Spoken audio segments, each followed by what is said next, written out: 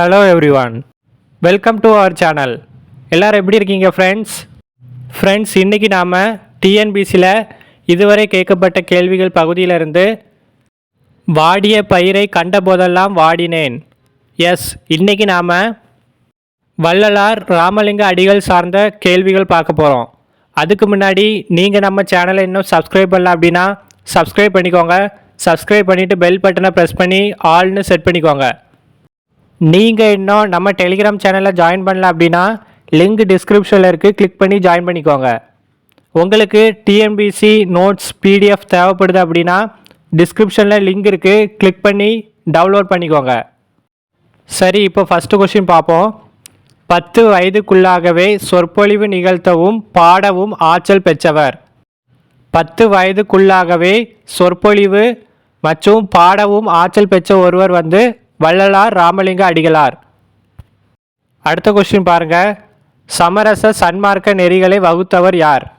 ராமலிங்க அடிகள், விவேகானந்தர், ராமகிருஷ்ண பரமஹம்சர், குமரகுருபரர். சமரச சன்மார்க்க நெறிகளை வகுத்தவர் ராமலிங்க அடிகளார். அடுத்த கொஸ்டின். ராமலிங்க அடிகள் சென்னை கந்தக்கோட்டத்து முருக பெருமானின் மீது பாடிய பாடலின் தொகுப்பு. இரட்டை மணிமாலை, மும்மணி கோவை, தெய்வமணி மாலை, மனுமுறை கண்ட வாசகம். ராமலிங்க அடிகள் சென்னை கந்தக்கோட்டத்து முருகன் மீது பாடப்பட்ட பாடல் தெய்வமணி மாலை. அடுத்த கொஸ்டின் பாருங்க. ஜீவ காருண்ய ஒழுக்கம் என்னும் நூலை இயற்றியவர். ஜீவ காருண்ய ஒழுக்கம் நூலை இயற்றியவர் ராமலிங்க அடிகள்.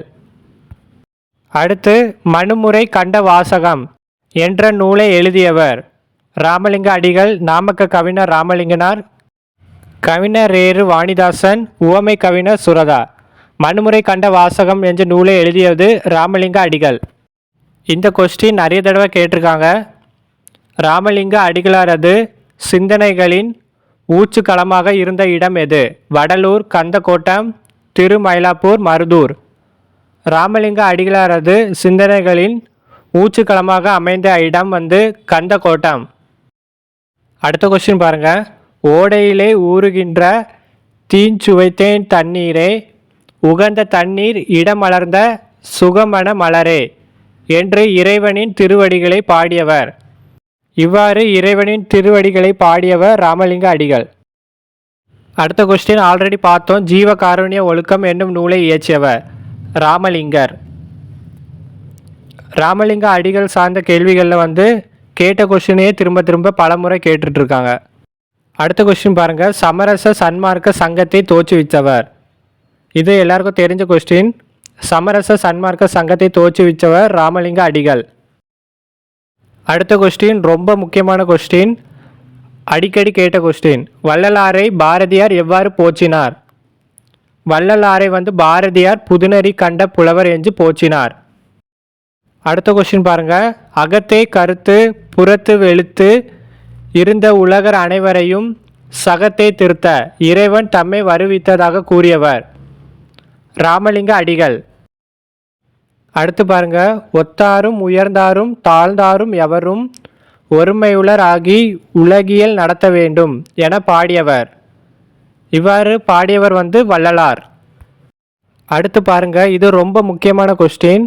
நிறைய தடவை பொறுத்துகையில் கேட்டிருக்காங்க. உயிர் இரக்கமே பேரின்ப வீட்டின் திறவுகோல் என்று கூறியவர். உயிர் இரக்கமே பேரின்ப வீட்டின் திறவுகோல் என்று கூறியவர் வள்ளலார் ராமலிங்க அடிகள். அடுத்து பாருங்க. ராமலிங்க அடிகளாரின் சிறப்பு பெயர்.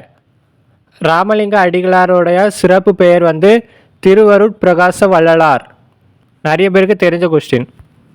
அடுத்த கொஸ்டின். சாதியும் மதமும் சமயமும் தவிர்த்தேன், சாத்திர குப்பையும் தனந்தேன் என பாடியவர். இவ்வாறு பாடியது வள்ளலார் ராமலிங்க அடிகள்.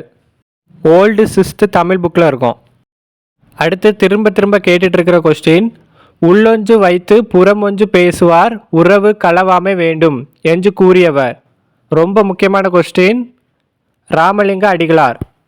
அடுத்து பாருங்க. சங்கடம் விளைவிக்கும் சாதியையும் மதத்தையும் தவிர்த்தேன் என கூறியவர். ஆல்ரெடி பார்த்தோம். சங்கடம் விளைவிக்கும் சாதியையும் மதத்தையும் தவிர்த்தேன் என பாடியவர் வள்ளலார். அடுத்து சேம் கொஸ்டின். உள்ளொன்று வைத்து புறமொன்று பேசுவார் உறவு களவாமை வேண்டும் என பாடியவர் வள்ளலார் ராமலிங்க அடிகள். அடுத்து பாருங்க, அகத்தை கருத்து புறத்தை வெளுத்து இருந்த உலகர் அனைவரையும் சகத்தை திருத்த இவ்வடிகளுக்கு சொந்தக்காரர் திருவருட்பிரகாச வள்ளலார். அடுத்த கொஸ்டின் பாருங்க, மனமொத்த நட்புக்கு வஞ்சகம் செய்யாதே இக்கூச்சை